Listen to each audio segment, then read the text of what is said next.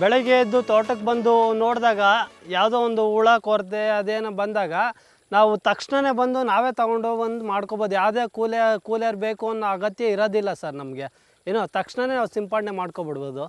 ಬೇರೆ ಬ್ಯಾಟ್ರಿ ಸ್ಪೇರಲ್ಲಿ ತೊಗೊಂಬಂದಿದ್ರೆ ಎಲ್ಲ 4 ಡಬ್ಬ 5 ಡಬ್ಬ ಹೊಡೆಯೋಷ್ಟೊತ್ತಿಗೆ ಚಾರ್ಜಿಂಗ್ ಮುಗಿದೋಗೋದು, ಮತ್ತೆ ಹೋಗಿ ಚಾರ್ಜ್ಗೆ ಹಾಕೋದು, ಅಲ್ಲಿ ಮನೇಲಿ ಕರೆಂಟ್ ಇರ್ತಿರಲಿಲ್ಲ, ಕೆಲಸನೇ ನಿಂತೋಗ್ಬಿಡೋದು. ಈ ಅಗ್ರಿಮೆಂಟ್ ತೊಗೊಂಡಾಗಿಂದ 16 ಡಬ್ಬ ಹೊಡಿಬೋದು ಸರ್, 16ರಿಂದ 20 ಡಬ್ಬ ಹೊಡಿಬೋದು. ಫಾಸ್ಟಾಗಿ ಕೆಲಸ ಆಗುತ್ತೆ ಸರ್ ಇದು. ಅಗ್ರಿಮೆಂಟ್ ಅಂತ ಹೇಳ್ಬಿಟ್ಟು ನಾವು ಸ್ಪೇರ್ ತೊಗೊಂಡಾಗ ಈ ಕೀಟನಾಶಕ ಇದು ಮಾಡೋದಕ್ಕೆ ಭಾರಿ ಅನುಕೂಲ ಆಯ್ತು ಸರ್ ನಮಗೆ. ರೆಡ್ ಮೈಟ್ಸು ಇವೆಲ್ಲ ಬರ್ತವೆ, ಏನೋ ಸಣ್ಣದು ಇನ್ಸೆಕ್ಟಿಸೈಡ್ಸು, ಈ ತರಕಾರಿಗೆಲ್ಲ ಸಣ್ಣ ಇನ್ಸೆಕ್ಟಿಸೈಡ್ಸ್ ಜಾಸ್ತಿ ಬರ್ತವೆ ಸರ್.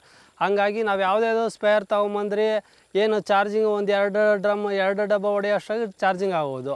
ಈ ಅಗ್ರಿಮೆಂಟ್ ತೊಗೊಂಬಂದರೆ ಚೆನ್ನಾಗಿ ಚಾರ್ಜು ಬರ್ತಿದೆ, ಮತ್ತು ಫೋರ್ಸು ಚೆನ್ನಾಗಿ ಬರ್ತಿದೆ, ಎಲ್ಲಕ್ಕೂ ಅನುಕೂಲ ಆಗಿದೆ ಸರ್ ನಮಗೆ.